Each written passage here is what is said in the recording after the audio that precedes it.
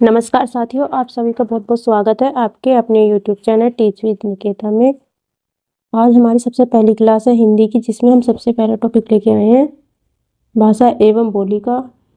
ये क्लास आपके हर competition exam के लिए इम्पोर्टेंट है, क्योंकि थ्योरी जो होती है थ्योरी सेम होती है, लेकिन क्वेश्चन का जो पैटर्न होता है, लेवल जो होता है वो अप डाउन रहता है। तो इसलिए ये क्लास आपके सभी एग्जाम के लिए इम्पोर्टेंट होने वाली है। तो चलिए स्टार्ट करते हैं अपनी क्लास आज की। अगर बात करें भाषा के लिए हिंदी शब्द का जो प्राचीनतम प्रयोग है वो कहाँ मिलता है देखने को, तो वो मिलता है सफरुद्दीन के जफरनामा में हमें देखने को मिलता है। भाषा के लिए हिंदी शब्द का प्राचीनतम प्रयोग सरफुद्दीन के जफरनामा जो 1424 में हुआ था, लिखा था, में मिलता है। ठीक है। अगर हिंदी के वास्तविक आरंभ की बात करें कि हिंदी का वास्तविक आरंभ कब से माना जाता है, तो हिंदी का वास्तविक आरंभ काल जो माना जाता है वो 1000 ईस्वी से माना जाता है। और 1000 ईस्वी से यानी कि तब से आज तक के समय को 3 काल में डिवाइड किया। कितने काल में डिवाइड किया है? 3 काल में डिवाइड किया है, आदिकाल, मध्यकाल और आधुनिक काल। अगर आदिकाल की बात करें तो आदिकाल का जो समय है वह है आपका 1000 से 1500 ईस्वी तक। ठीक। दूसरा काल है मध्यकाल। कौन सा है? मध्यकाल। अगर मध्यकाल की बात करें तो यह है 1500 से 1800 ईस्वी तक। ठीक। अब बात करते हैं आधुनिक काल की। तो आधुनिक काल है कब से है कब तक? आधुनिक काल है 1800 से अब तक का। ठीक है। तो कितने काल है हिंदी के? हिंदी को जो डिवाइड किया गया है 3 कालों में विभाजित किया गया है। आदिकाल जो आपका 1000 से 1500 ईस्वी तक है, मध्यकाल है 1500 से 1800 ईस्वी तक, और आधुनिक काल है 1800 से अब तक। आगे बात करते हैं हम हिंदी के उद्भव का सही क्रम क्या है। तो हिंदी के उद्भव का जो सही क्रम है वह है संस्कृत। ये जो है आपका हिंदी के उद्भव का सही क्रम, ये इम्पोर्टेंट है। ये क्या होता है? ये जो आपको क्रम दे रखा है इसे सीक्वेंस में लगाने को आपके एग्जाम में दिया जाता है। तो पहला कौन सा है सही क्रम? पहला है संस्कृत, पाली, प्राकृत, फिर प्राकृत के बाद आती है अपभ्रंश, और अपभ्रंश के बाद आती है अवट, और उसके बाद आती है हिंदी। ठीक। ये 6 हैं।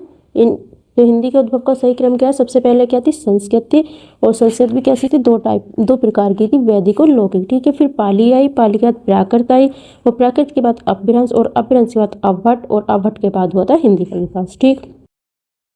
नेक्स्ट पॉइंट है कि हिंदी किसका हिस्सा है? हिंदी जो है बहुरूपीय परिवार का हिस्सा है, और भारत में 4 भाषा परिवार है। ठीक है। कितने भाषा परिवार है? 4। कौन कौन से हैं देखते हैं। बहुरूपीय, द्रविड़, आस्ट्रिक और चीनी तिब्बती। ठीक। ये आपके भाषा परिवार है। तो हिंदी बहुरूपीय परिवार का हिस्सा है, ये इंपॉर्टेंट पॉइंट है। ठीक। और ये 2 पॉइंट आपके इम्पोर्टेंट हैं एग्जाम के नज़रिए से। नेक्स्ट बात करते हैं, तो सबसे पहले कौन सी है? प्राचीन भारतीय आर्य भाषा आई थी, जिसका काल जो है, जिसका समय है 2000 ईस्वी से 2000 ईसा पूर्व से 500 ईसा पूर्व तक माना जाता है। ठीक है। प्राचीन भारतीय आर्य भाषा का काल 2000 ईसा पूर्व से 500 ईसा पूर्व तक माना जाता है, और इस समय में संस्कृत जो थी वो बोलचाल की भाषा थी। संस्कृत भाषा के भी 2 रूप हमें देखने को मिलते हैं। कौन सा? वैदिक और लौकिक संस्कृत। ठीक। वैदिक संस्कृत का जो समय था वो था 2000 से 800 ईसा पूर्व तक, और लौकिक संस्कृत का समय था 800 से 500 ईसा पूर्व तक। ठीक।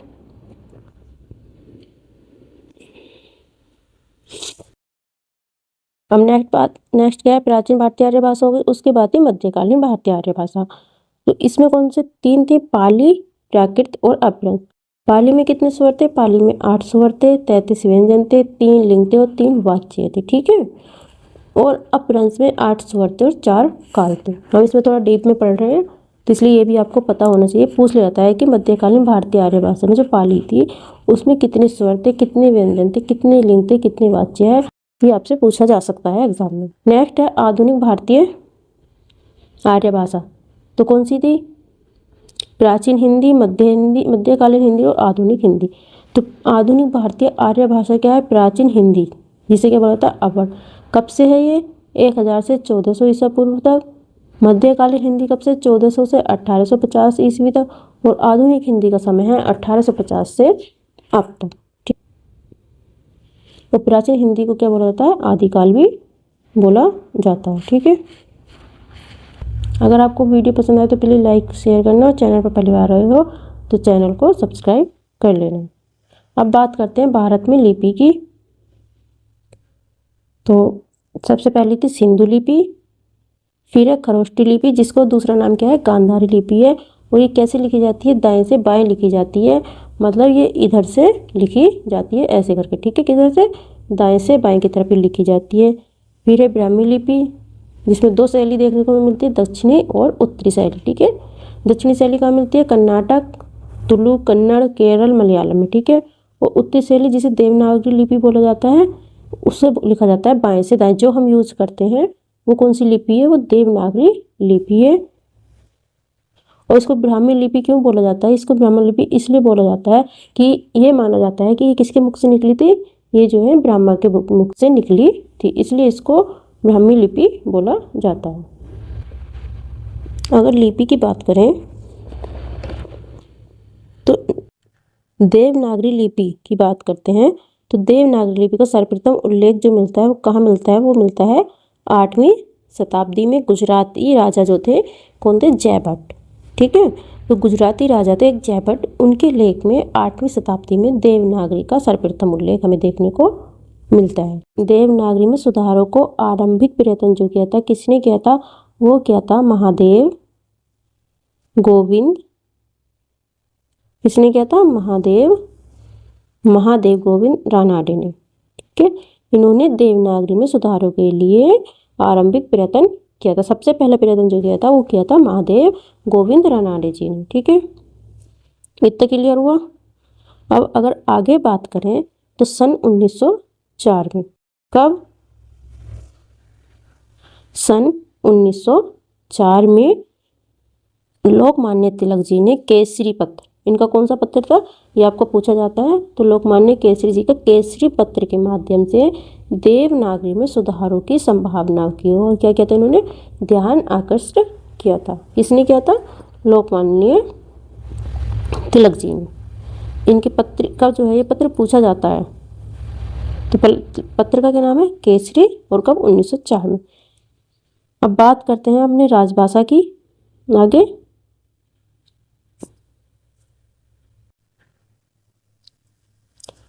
इसमें सबसे पहला पॉइंट है कि हिंदी हमारी राजभाषा है और लिपि कौन सी है?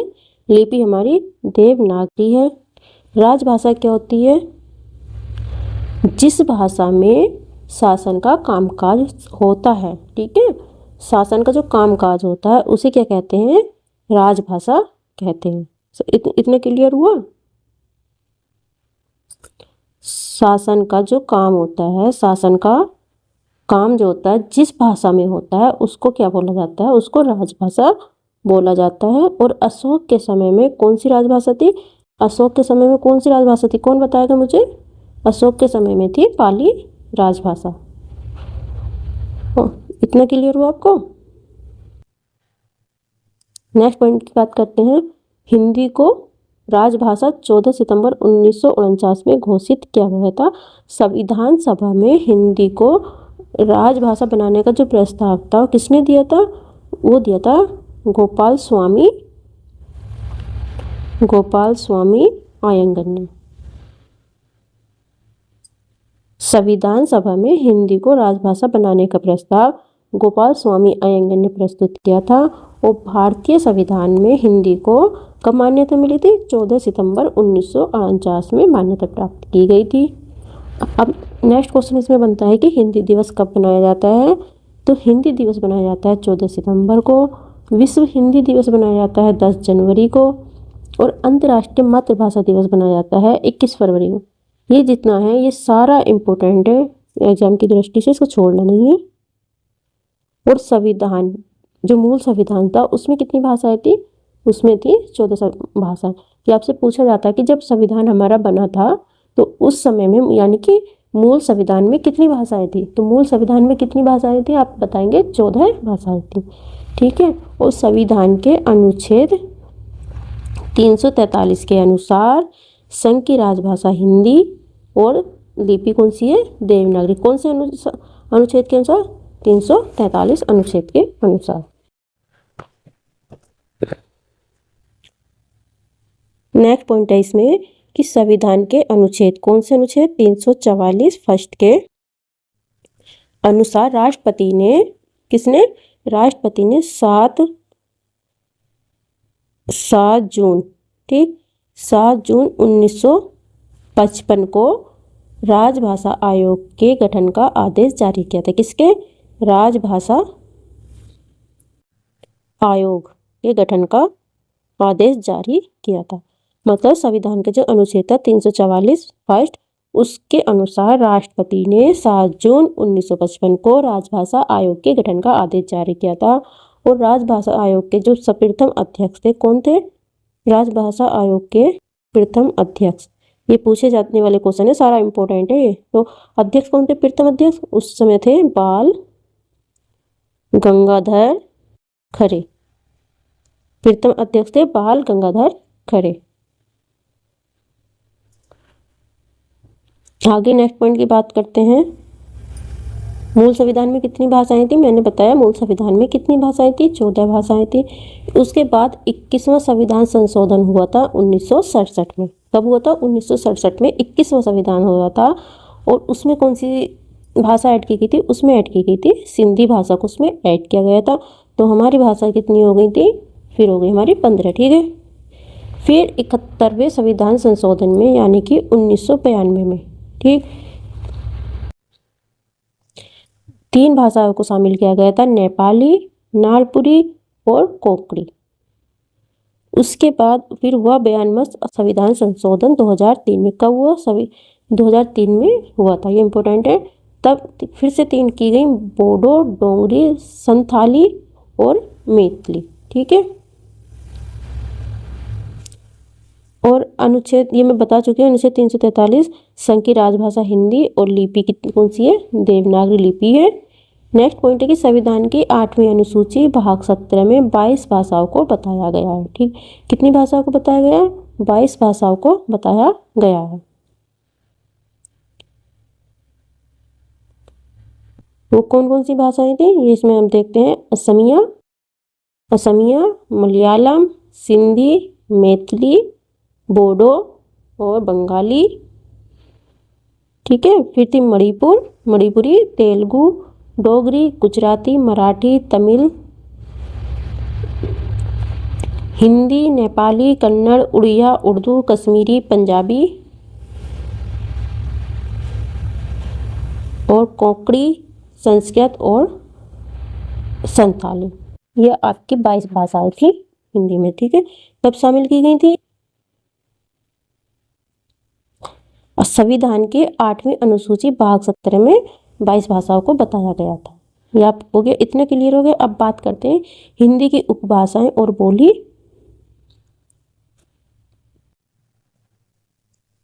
इसमें एक पॉइंट और था, एक इम्पोर्टेंट पॉइंट और था कि मोहम्मद गौरी से लेकर अकबर तक, कब से? मोहम्मद गौरी से लेके अकबर तक राजभाषा कौन सी थी? राजभाषा थी हिंदी। लेकिन फिर क्या हुआ? अकबर के शासनकाल में मंत्री टोडरमल, किसके? मंत्री टोडरमल के आदेश के अनुसार कौन सी राजभाषा घोषित की गई? फारसी। मोहम्मद गौरी से अकबर के समय में हिंदी थी, लेकिन जब अकबर का जो मंत्री था टोडरमल, उनके आदेश से फारसी राजभाषा घोषित की गई थी। अब आगे बात करते हैं हिंदी उपभाषा और बोली। अगर आपको वीडियो पसंद आई हो, क्लास पसंद आई हो, तो प्लीज़ लाइक और शेयर कर देना। और चैनल पर पहली बार विजिट किए तो चैनल को सब्सक्राइब करना मत भूलना, प्लीज़ चैनल को सब्सक्राइब कर लीजिएगा, ठीक है। ये आपके जितने भी कॉम्पिटिटिव एग्जाम होने वाले हैं उन सब के लिए इम्पोर्टेंट क्लास है, लास्ट तक आप बने रहना। इसके बाद मैं इसके क्वेश्चन आंसर भी आपके लिए लेके आऊँगी। आप कमेंट बॉक्स में बताना कि प्रैक्टिस सेट लेके आऊँ, साथ हाथों हाथ लेके आना है। जैसे आज हमने भाषा और बोली का किया है, तो थ्योरी पढ़ी, तो इसके क्वेश्चन आंसर कराया जाए या फिर नेक्स्ट टॉपिक स्टार्ट किया जाए। कमेंट्स बॉक्स में मुझे ज़रूर बताना। फिर है हिंदी उपभाषाएं और बोली। ठीक, अब इस पे चलते हैं। तो पहली उपभाषा थी पश्चिमी हिंदी। कौन सी थी? पश्चिमी हिंदी थी। 5 बोली थी इसमें। और ये पश्चिमी हिंदी किससे प्रभावित है? ये शौरसेनी अपभ्रंश से प्रभावित है पश्चिमी हिंदी।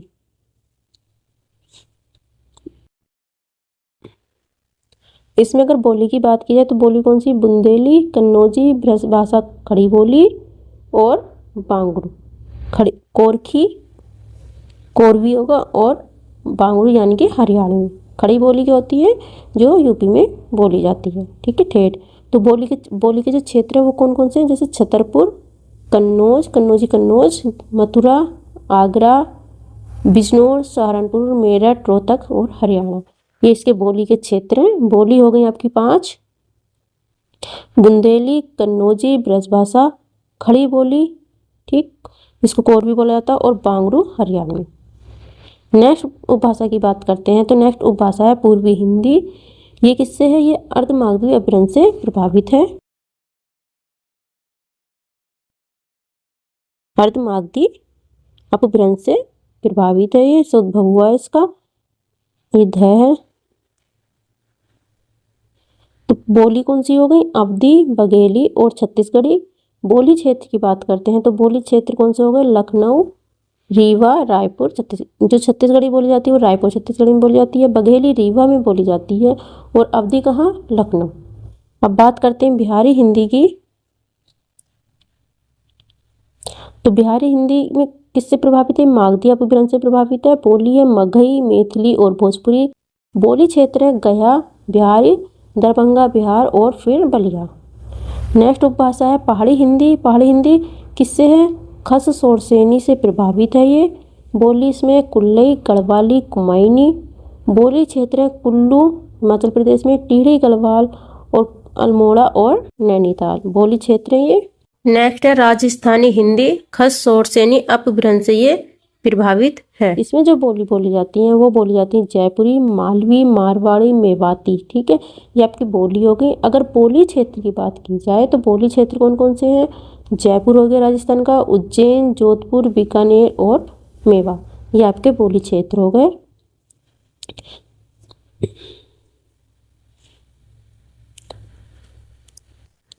अब बात करें अगर हिंदी विकास से जुड़ी हुई कुछ संस्थाएं हैं जिनकी संस्था के नाम है और उनकी स्थापना वर्ष है, वो आपसे पूछ लिए जाते हैं। जैसे कि नागरी प्रचारणी सभा है, इसकी स्थापना किस वर्ष हुई? फोर्ट विलियम्स कॉलेज की स्थापना कब हुई? या हिंदी साहित्य सम्मेलन जो प्रयाग में था वो कब स्थापना हुई इसकी? या नागरी प्रचारणी लिपि समिति की स्थापना कब हुई? ठीक है, ये देवनागरी लिपि सुधार समिति उत्तर प्रदेश सरकार द्वारा, इसकी स्थापना कब हुई? ये आपसे पूछे जा सकते हैं। या हिंदी साहित्य सम्मेलन कौन सा? हिंदी साहित्य सम्मेलन प्रयाग, इसकी स्थापना कब हुई? तो इसी से रिलेटेड नेक्स्ट वीडियो में लेके आऊँगी। अगर मैं आज ही ये कराती हूँ तो आपकी वीडियो बहुत लंबी हो जाएगी। आज का टॉपिक हम यहीं पर कवर करते हैं। नेक्स्ट वीडियो में ये सब आपके लिए लेके आऊँगी। इतने आप कमेंट्स बॉक्स में मुझे कुछ क्वेश्चन मैं आपको दे रही हूँ, उनका आंसर मुझे आप बताइएगा कि नागरी प्रचारणी, एक मिनट, नागरी प्रचारणी सभा कहाँ हुई थी? काशी में हुई थी। इसके स्थापना वर्ष मुझे आपको बताना है। और इसके साथ साथ आपको बताना है मुझे हिंदी साहित्य सम्मेलन प्रयाग। ठीक है, हिंदी साहित्य सम्मेलन प्रयाग, ये मुझे आपको बताना है। इनकी स्थापना, इन दोनों की स्थापना वर्ष मुझे आपको कमेंट बॉक्स में कमेंट करके बताना है। ये मिलते हैं नेक्स्ट क्लास में, तब तक के लिए bye bye and thank you so much.